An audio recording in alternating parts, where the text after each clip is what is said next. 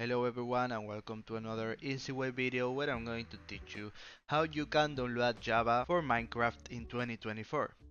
So the first thing you have to do is to search in Google Java and you have to press the first link.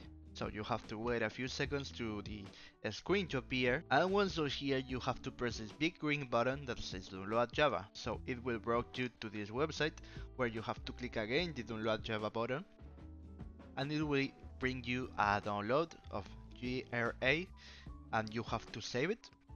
So you press it like this, double click and press yes, wait a few seconds to the window to appear, and here you can choose if you want to change the Destiny folder where you want to install this Java.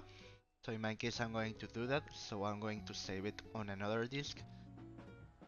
You press here and you have to put it on an empty folder. So I have to create a folder now. So Java, accept, and press next.